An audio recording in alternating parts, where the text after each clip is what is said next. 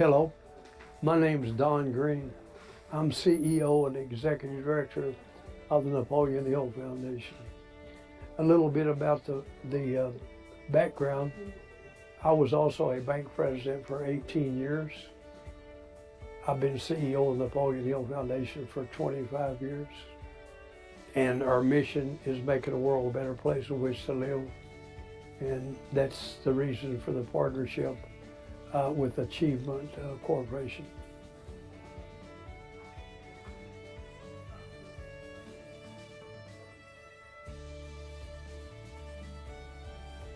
He's wanting to teach people how to be successful by giving examples and stories that he's got through his interviews. Law of Success was written at the period of time known in the United States as the Roaring Twenties. Everything looked great until over-exuberance. October of '29, the Wall Street stock market crashed, and there were many people lost their fortune. Many of them committed suicide. It had such a shock to them. But then when he wrote Think and Grow Rich, it was in the middle of a depression. And while they're basically the same, I would say he contributed definitely more to ridding of poverty, because when he published Think and Grow Rich in 1937, he had at the top, for men and women who resent poverty. And that stayed on the book for quite a while. And then when it sold 2.5 million, the publisher replaced that statement with over 2.5 million copies sold, then over 5 million copies sold, then over 10 million copies sold. So when I did the book, which my friends at are printing at here in Japan, we went back to the original copy.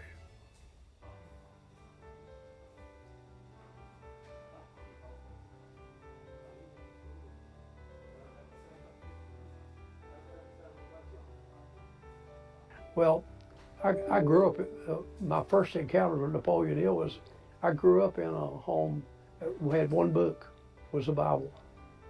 It was not money to buy books, but we were blessed with a good public library, and I become an avid reader. I read everything I could get my hands on. I read the biographies of successful people. I began to dream and see myself doing better even than what they did. And I come across Napoleon Hill's material, and then when I realized that he was born in the same area I was, I grew up in the poverty, the same family associated with coal businesses and whatever. And the fact is, he said when he was 14 years old, that a coal miner put his hand on his shoulder and said, "Boy," said, "you keep it up," and said, "You'll be known everywhere one of these days." And he always remembered that quote. But I got into reading the book so much that if I read something where he mentioned Ella Wheeler Wilcox, I wanted to read their book too. I wanted to read what he read. But I began to notice on these books that I was reading and these other people read, Hill actually went out and interviewed the people. These other people, as a rule, didn't. He traveled anywhere. Sometimes he got $100, sometimes he got nothing. But he wanted to sit down and interview them one-on-one rather than being in a back room and making up a story. And that's basically the difference that I found in him and the other writers. Well, I call it the 3 Ps, but I think we all got to start out. If the things that I found most useful in my life was purpose. I mean, to me, it's like a road map. I mean, what do you want? Where are you going? And, you know. So I call it the 3 Ps. We start off with a purpose. Without a purpose or a burning desire, we're not going anywhere. And the second one is plans. We got to have plans. The Bible tells us if we're going to build a building, sit down and devise the plan. For example, if a young person decides to be a medical doctor, he's got to find a way to know he's got to study chemistry, he's got to study biology, so that's his plan. And the next part of it is persistence. Without persistence, we're not going to get there. And that simply means persistence. When things come up in front of us, we can look at them as an obstacle and quit, and that's a failure. But Hill didn't look at it like that. He said, every adversity carries with it the seed of an equal or greater benefit. And I think that's extremely important to develop persistence.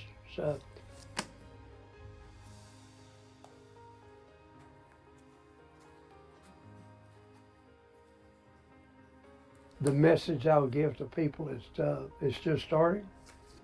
I would tell them to look around at successful people and inquire of Mr. Aoki, other people that use this material and how they applied it to reach a point in their life that they can share it with other people. And they can do it too. Once they develop that belief system and they develop a burning desire, then they will find the reason. The reason that most people are not successful today is they're waiting for a perfect plan. There is no perfect plan. You have to start from where you are and develop a plan as you go along. If the plan's not good, you can always change your plan, but your desire stays the same. You may have to find a different way to approach it. You may have to take courses. You may have to be tutored, taught by other people. But the main thing is you don't give up what you started out with. Desire. It all starts with desire.